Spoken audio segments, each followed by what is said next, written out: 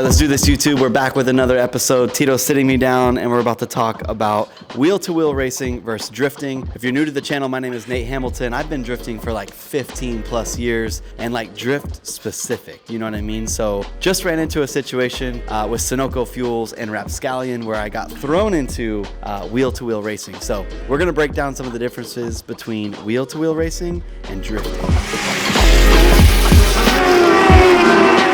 All right, so first question is just the general duration of a race versus a drifting lap, and they're huge differences, right? So to put some numbers out there, it's like 50 seconds in a drift run on a big track, right? Like a Road Atlanta track. And in a rush race, we're doing 4 20-minute sessions in a day. Forsberg quoted on one of the past vlogs, he did more driving in one day rush testing than a full Formula Drift season. And I think that's pretty factual. So the idea of training for drifting to nail a 30-second run versus trying to get a solid finish in a 20-minute sprint feels like nothing I've ever felt before.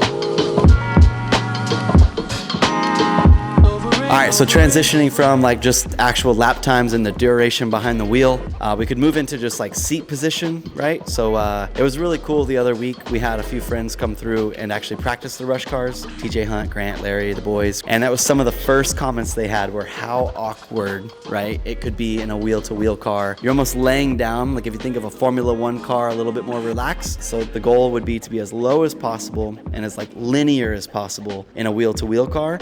Versus drifting, you know, we're kind of up on the steering wheel and we're really like wanting to see over the nose so we can see all of our front clips and feel ahead of the car. So the viewpoints between drifting and the Rush SRs are so different also, just in the fact that you have no shifter, you do use a clutch but barely, and then everything is on a paddle with like whatever 40 degrees of steering angle. So just the actual seat position in one of these cars is like a night and day difference that you have to get used to over, you know, maybe a day or two.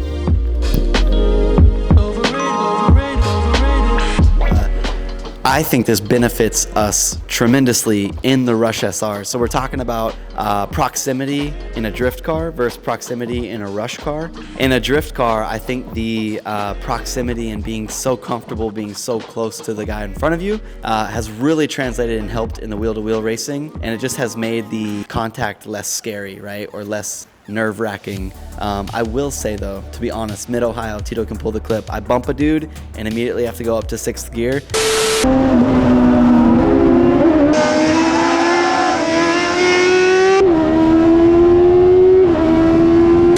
And just like prayed that my wheels were still on straight. You know what I mean? Like other things to note, maybe with proximity between the two would be some of the wheel-to-wheel guys seem that they don't get a lot of experience with proximity, so they're a little bit more like safe with it. And I feel like Forsberg and I jumping in these things, we were pretty gnarly with it. Side-by-side racing here between two drift buddies. Here comes Forsberg down the inside. Hamilton crossed them over.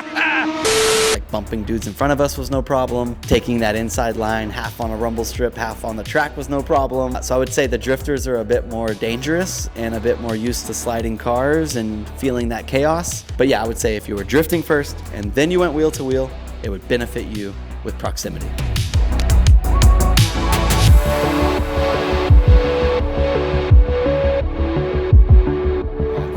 Probably one of the most popular questions would be just the difference in line choice between drifting and wheel-to-wheel racing, and I would say they're completely opposite. Drifting equals outside line, wheel-to-wheel racing equals, you know, outside, inside, outside apexes. In drifting, we barely talk about apexes or, you know, I mean, there obviously are, but like we're not necessarily eyeing up the fastest way through the turn. In a drift setting, we're eyeing up the gnarliest, most exciting way that it looks to go through a turn.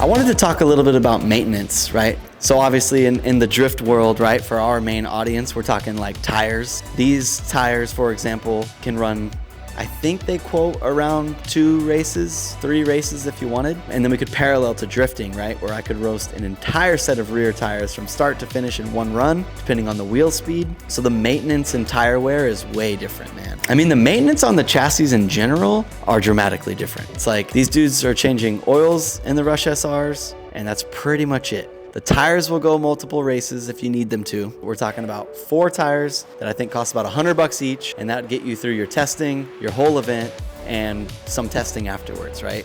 We're in a drift car, we're putting new fronts on, and we're bringing 12 to 16 rear tires for a Grid Life event to put it in perspective. I think round numbers of an entry price, right? So you could build a pro drift car for around $200,000, or you could buy yourself a Rush SR ready to go factory spec series car for around $35,000 to $40,000. So what's that? 4, 8, 12, 6. I can get about 3 or 4 of these for the price of this.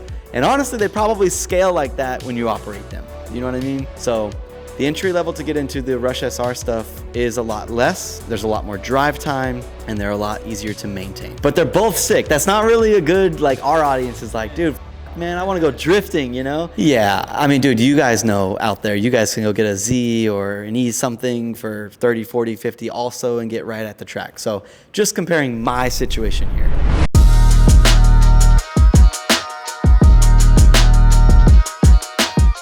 Yeah, I would say so. Left foot braking is definitely a topic of conversation. The wheel-to-wheel stuff actually does use a lot of left foot braking, but in just a complete different mannerisms, right? Like you hover your left foot over the brake in a wheel-to-wheel situation, and you're really using the left foot to stab and angle the arrow versus drifting. I'm using left foot brake to either adjust my line or when I get close to somebody to kind of carry my momentum in a specific way where, you know, if you're passing somebody or you're right next to somebody in a wheel-to-wheel situation, you're only using the left foot to just nose in on a turn and commit back to on throttle. So they're used completely differently, but they are both used.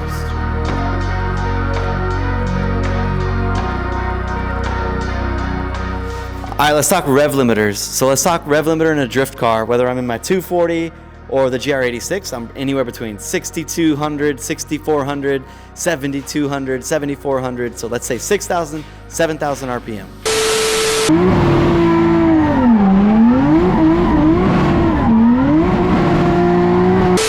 The Rush SR stuff, 11,000, 12,000 RPM.